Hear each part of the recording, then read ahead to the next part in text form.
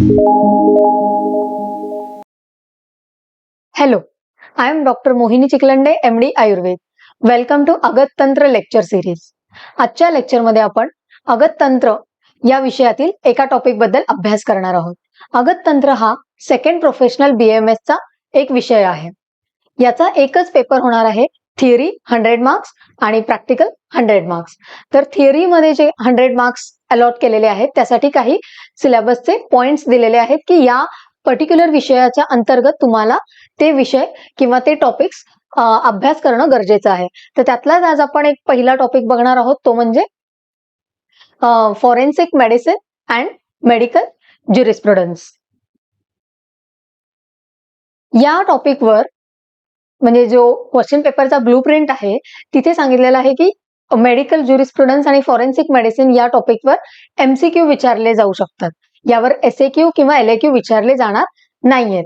त्यामुळे हा topic MCQच्या point of व्ह्यूने अत्यंत महत्वाचा आहे. तर काय आहे टॉपिक? पहिल्यांदा फॉरेन्सिक मेडिसिन, एक तर विषय अगततंत्र, आयुर्वेदिक पॉइंट ऑफ व्ह्यूने अगततंत्र, आणि मॉडर्न जे तुम्हाला अभ्यास करायचा आहे ते म्हणजे FMT. FMT म्हणजेच काय? तर forensic medicine and medical jurisprudence, and T is for toxicology. तर असे बरेच विषय तुम्हाला या अंतर्गत अभ्यास करायचे आहेत. तर सगळ्यात पहिला आहे फॉरेन्सिक मेडिसिन अँड मेडिकल ज्युरिस्प्रुडन्स म्हणजे काय, त्याबद्दल आपण पहिल्यांदा चर्चा करूया. फॉरेन्सिक मेडिसिन, फॉरेन्सिस म्हणजे फॉरेन्सिक मेडिसिन यामधला फॉरेन्सिक हा जो शब्द आहे तो फॉरेन्सिस या शब्दापासून डिराईव्ह केलेला आहे. फॉरेन्सिस म्हणजेच काय, तर फोरम. फॉरेन्सिस म्हणजे काय सांगितलेलं आहे, तर ऑफ द फोरम. तर द फोरम म्हणजे काय? नॉर्मली आपल्याला माहिती असतं, फोरम म्हणजे it is a place where civic and legal matters were discussed in Rome country. Rome country म्हणजे आधीच्या काळात रोम या देशामध्ये, या कंट्रीमध्ये अशी एक जागा होती जिथे सिविक आणि लीगल मॅटर्स डिस्कस केले जायचे. म्हणजेच काय, तर कुठलाही लीगल इश्यू असेल किंवा सिविक इश्यू असेल तर असे इश्यूज ज्या ठिकाणी डिस्कस केले जायचे त्या स्थानाला किंवा त्या ठिकाणाला फोरम म्हटलं जायचं. तर याच फोरम वरून फॉरेन्सिस असा शब्द डिराईव्ह झाला आणि फॉरेन्सिस वरून फॉरेन्सिक मेडिसिन हा शब्द डिराईव्ह झालेला आहे. तर सगळ्यात इम्पॉर्टंट फॉरेन्सिक मेडिसिनची डेफिनेशन काय आहे, तर पहिल्यांदा आपण डेफिनेशन वाचून घेऊया आणि मग नंतर समजून घेऊया. डेफिनेशन काय दिलेली आहे फॉरेन्सिक मेडिसिनची? Forensic medicine is defined as the subject which deals with the application of medical and paramedical knowledge for purposes of administration of justice in the courts of law. पहिल्यांदा वाचनाचे एकतर विषय लीगल मॅटरशी related असल्यामुळे इथे बऱ्यापैकी शब्द थोडे किचकट वाटू शकतात किंवा लक्षात ठेवायला थोडेसे अवघड वाटू शकतात, आणि या विषयामध्ये तुम्हाला डेफिनेशन्स किंवा ज्या काही व्याख्या आहेत त्या आहे तशाच लिहिणं अपेक्षित असतं किंवा त्या आहे तशाच तुम्हाला पाठ असणं गरजेचं असतं, कारण इथे रॅन्डम काही आपण लिहू शकत नाही. त्यामुळे प्रत्येक FMT या विषयामध्ये अभ्यास करत असताना प्रत्येक पॉइंटचा अतिशय बारकाईने अभ्यास करणं गरजेचं आहे. तर इथे डेफिनेशन काय दिलेली आहे फॉरेन्सिक मेडिसिनची, तर forensic medicine is defined as, कशाला फॉरेन्सिक मेडिसिन म्हणतात, तर the subject which deals with, म्हणजे असा काही एक सब्जेक्ट आहे ज्याचं जे डील करतं कशासोबत, तर application of medical and paramedical knowledge, म्हणजे जे काही मेडिकल नॉलेज आहे, पॅरामेडिकल नॉलेज आहे, यांचं ऍप्लिकेशन कशासाठी, तर for purposes of administration of justice in the courts of law. म्हणजे काय सांगितलेलं आहे फॉरेन्सिक मेडिसिन म्हणजे जे काही मेडिकल नॉलेज आहे, पॅरामेडिकल नॉलेज आहे, यांचा उपयोग कशासाठी करायचा आहे, तर जस्टिस साठी करायचा आहे in the courts of law. म्हणजे कोर्टामध्ये किंवा जिथे न्याय जस्टिसशी रिलेटेड काही घटना आहे तिथे मेडिकल आणि पॅरामेडिकलचं नॉलेज जे आहे ते यूज करायचं आहे, त्याचं ऍप्लिकेशन करायचं आहे. अशी कोणती ब्रांच असेल तर त्याला आपण फॉरेन्सिक मेडिसिन म्हणणार आहोत. तर लक्षात आली आहे डेफिनेशन फॉरेन्सिक मेडिसिनची. Forensic medicine is defined as the subject which deals with the application of medical and paramedical knowledge for purposes of administration of justice in the courts of law. म्हणजे justice मिळवण्यासाठी कोर्टामध्ये किंवा न्याय प्रणालीमध्ये medical आणि paramedical या विषयाचं जे काही नॉलेज आहे त्याचं ऍप्लिकेशन करणं म्हणजेच फॉरेन्सिक मेडिसिन. तर मेडिकल नॉलेज तर कळालं की आपण जे काही अभ्यास करत आहोत, आपण मेडिकल स्टुडंट्स आहोत. पण पॅरामेडिकल म्हणजे काय, तर मेडिकलचे अलाइड ज्या गोष्टी आहेत त्या पॅरामेडिकल मध्ये येतात. तर पॅरामेडिकल म्हणजेच लॅब रिपोर्ट्स असू शकतात, एक्सरे रिपोर्ट्स असू शकतात, या सगळ्याचं इन्क्लुजन पॅरामेडिकल मध्ये येतं. तर मेडिकल आणि पॅरामेडिकलचं नॉलेज जिथे अप्लाय करतो, कशासाठी अप्लाय करतो, तर जस्टिस मिळवण्यासाठी न्याय व्यवस्थेमध्ये मेडिकल आणि पॅरामेडिकलच्या नॉलेजचं जे ऍप्लिकेशन होतं त्याला आपण फॉरेन्सिक मेडिसिन म्हणणार आहोत. ही झाली फॉरेन्सिक मेडिसिनची डेफिनेशन. पुढे काय म्हटलेलं आहे, तर this subject deals with medico legal crime with against person. म्हणजेच काय म्हणे, इथे शब्द आपल्याला खूप जपून आणि व्यवस्थित लक्षात ठेवायचे आहेत की कशाशी रिलेटेड काय सांगितलेलं आहे. काय म्हणताय, this subject deals with medico legal crime against person. म्हणजे जे काही मेडिको लिगल क्राईम्स आहेत, म्हणजे काय म्हणू शकतो आपण, लिगल जे मॅटर्स आहेत त्यांच्याशी रिलेटेड जे काही आहे ते या हे सब्जेक्ट त्या विषयांसोबत डील करणार आहे.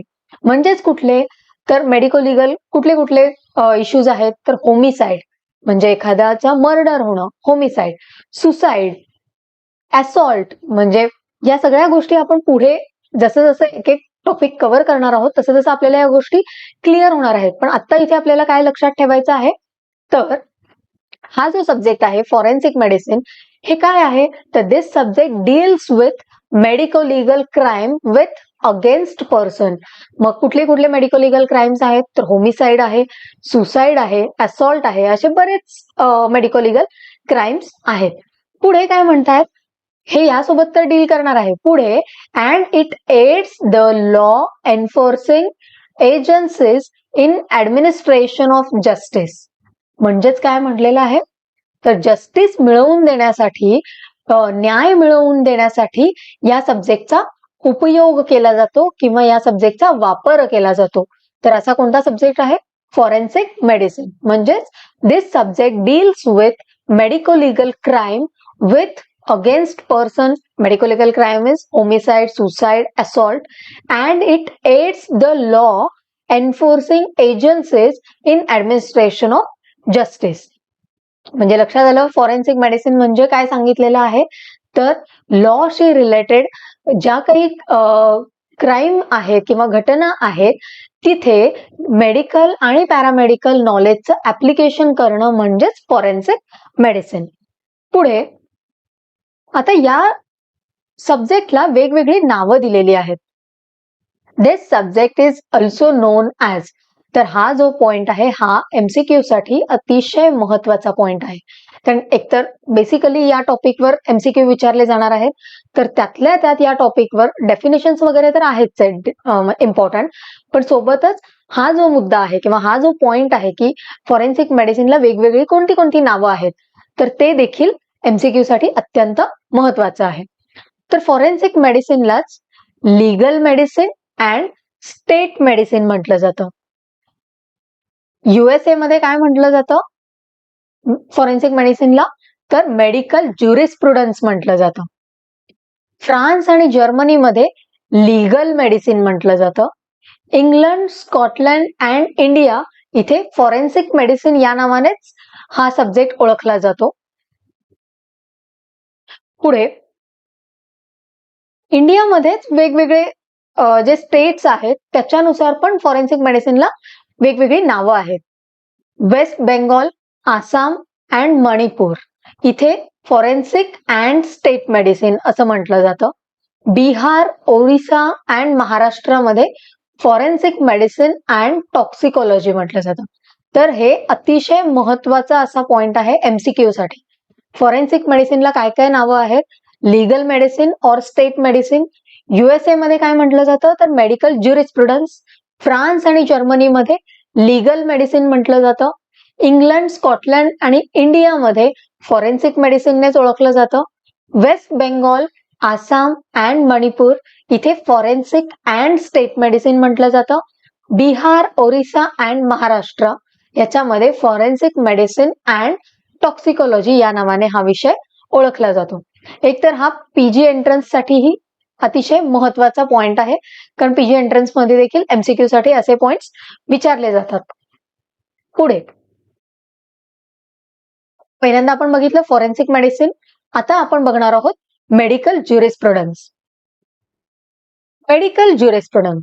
ज्युरिस्प्रुडन्स हा जो शब्द आहे हा बेसिकली दोन पार्ट मध्ये डिवाइड होतो, ज्युरिस आणि प्रुडेन्शिया.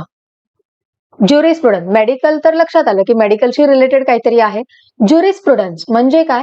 तर ज्युरिस आणि प्रुडेन्शिया असे दोन शब्दांनी ज्युरिस्प्रुडन्स हा शब्द तयार होतो. ज्युरिस म्हणजेच लॉ आणि प्रुडेन्शिया म्हणजे नॉलेज. मग मेडिकल ज्युरिस्प्रुडन्सचे डेफिनेशन काय होतीये? पहिल्यांदा डेफिनेशन वाचूया. Medical jurisprudence is defined as the subject which deals with the application of knowledge of law for purposes of practice of medicine. म्हणजेच फॉरेन्सिक मेडिसिन काय होतं? तर मेडिकल आणि पॅरामेडिकल नॉलेजचं ऍप्लिकेशन होतं लॉ साठी. इथे काय म्हणतात? It is the subject which deals with application of knowledge of law for purposes of practice of medicine. म्हणजे इथे लॉचं नॉलेज अप्लाय करायचं आहे ते म्हणजे मेडिकल ज्युरिस्प्रुडन्स. म्हणजेच याच्याशी रिलेटेड कोड्स असतील किंवा कोडशी रिलेटेड काही टर्मिनॉलॉजीज आहेत, या सगळ्या गोष्टी या मेडिकल ज्युरिस्प्रुडन्स या टॉपिक अंडर आपण बघणार आहोत. तर मेडिकल ज्युरिस्प्रुडन्स, ज्युरिस आणि प्रुडेन्शिया अशा दोन शब्दांनी ज्युरिस्प्रुडन्स हा शब्द तयार होतो. ज्युरिस म्हणजेच लॉ आणि प्रुडेन्शिया म्हणजेच नॉलेज. लॉचं नॉलेज जे आहे याचं ऍप्लिकेशन म्हणजेच मेडिकल ज्युरिस्प्रुडन्स. तर डेफिनेशन काय आहे? Medical jurisprudence is defined as the subject which deals with the application of knowledge of law for purposes of practice of medicine. त्यामुळे हे लीगल मॅटरशी रिलेटेड, लीगल जे नॉलेज आहे त्याच्याशी रिलेटेड मेडिकल ज्युरिस्प्रुडन्स, आणि मेडिकल आणि पॅरामेडिकल या नॉलेजचं जे काही ऍप्लिकेशन आहे ते म्हणजे फॉरेन्सिक मेडिसिन. पुढे medical jurisprudence is legal aspects of medicine. म्हणजेच मेडिकल ज्युरिस्प्रुडन्स जे आहे हे काय आहे? तर it is a legal aspect of medicine. मेडिसिनशी रिलेटेड ज्या काही लॉज आहेत, रूल्स, रेग्युलेशन्स आहेत, हे सगळं मेडिकल ज्युरिस्प्रुडन्स अंडर आपण बघणार आहोत. पुढे this subject deals with medical ethics, medical etiquettes, duties and rights of doctor as well as patient. म्हणजेच मेडिकलशी रिलेटेड जे काही लॉ आहेत, जे काही नियम आहेत, कायदे आहेत, त्याचं सगळ्याचं इन्क्लुजन हे मेडिकल ज्युरिस्प्रुडन्स या विषयाच्या अंडर येणार आहे. त्यामुळे this subject deals with medical ethics, medical etiquettes and duties and rights of doctor as well as patient. हे झालं मेडिकल ज्युरिस्प्रुडन्सच्या बद्दल. पुढे सिलेबस मध्ये पुढचा पॉइंट दिलेला आहे की इंट्रोडक्शन टू IPC, CRPC आणि IEA. ते काय आहेत ते बघूया आपण. IPC तुम्ही कदाचित हे बऱ्याच वेब सिरीज असू शकतात किंवा मूवीज आहेत, सिरियल्स आहेत, तिथे तुम्ही बऱ्याचदा जेव्हा कोर्ट सिनारिओ सुरू असतो तेव्हा तिथे म्हटलं जातं की IPC धारा ये अंतर्गत इनको ये शिक्षा दी जाती है किंवा या अंतर्गत अशी शिक्षा सुनावण्यात येते. तर IPC म्हणजे काय? तर IPC म्हणजे इंडियन पिनल कोड. 1860 मध्ये ह्याचा उदय झालेला आहे किंवा हे अंमलबजावणी याची झालेली आहे. IPC म्हणजेच इंडियन पिनल कोड. काय आहे याच्यामध्ये? तर it prescribes punishments of different criminal offences. म्हणजेच जे काही क्रिमिनल ऑफेन्सेस होतात, जे काही गुन्हे होतात, त्यांचं पनिशमेंट किंवा त्यांची जी काही शिक्षा आहे ती या इंडियन पिनल कोड या अंतर्गत इन्क्लूड केलेली आहे. म्हणजे इंडियन पिनल कोड अंतर्गत वेगवेगळ्या क्रिमिनल ऑफेन्सेस साठी असणारी पनिशमेंट्स वर्णन केलेले आहे की पर्टिक्युलर पनिशमेंट, मग किती डिग्रीची पनिशमेंट आहे, मग त्याच्यानुसार आयपीसी सेक्शन्स आहेत, त्यानुसार तिथे पनिशमेंट्स सांगितलेले आहेत. त्यामुळे IPC is nothing but Indian Pinal code and it prescribes the punishment for different criminal offences. पुढे सीआरपीसी. सीआरपीसी म्हणजे काय आहे तर क्रिमिनल प्रोसिजर कोड. हे लक्षात ठेवायचे कारण एमसीक्यू साठी देखील हे पॉइंट्स महत्वाचे आहेत. आणि हे 1861 पासून अंमलबजावणी याची झालेली आहे. IPC 1860, CrPC 1861. CrPC is criminal procedure code. नावातच आहे प्रोसिजर म्हणजे काय, it prescribes the procedure of investigation and that of criminal offences. म्हणजेच जे काही क्रिमिनल ऑफेन्सेस झालेले आहेत त्यांच्या इन्व्हेस्टिगेशनसाठी कोणत्या प्रकारचे प्रोसिजर्स किंवा कोणत्या प्रकारचे आयडियल प्रोटोकॉल्स आहेत याचं इन्क्लुजन सीआरपीसी मध्ये केलेलं आहे. म्हणजेच क्रिमिनल प्रोसिजर कोड मध्ये सांगितलेलं आहे. तर CrPC is nothing but criminal procedure code and it prescribes the procedure of investigation and that of criminal offences.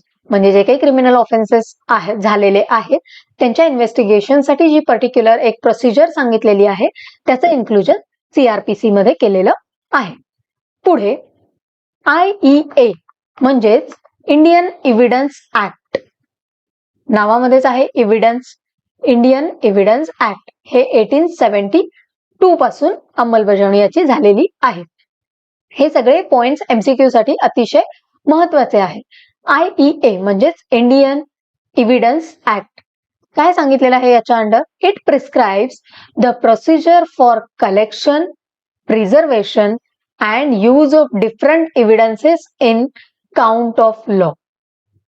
म्हणजेच काय सांगितलेलं आहे की याच्यामध्ये एव्हिडन्स, कुठलाही पुरावा किंवा एव्हिडन्स जो आहे त्याची एक प्रोसिजर आहे, ते कलेक्ट करण्याची एक प्रोसिजर आहे, ते प्रिझर्व करण्याची एक प्रोसिजर आहे आणि ते यूज कसं करायचं किंवा त्याचे काही रूल्स आहेत त्या सगळ्याचं इन्क्लुजन इंडियन एव्हिडन्स ऍक्ट मध्ये केलेलं आहे.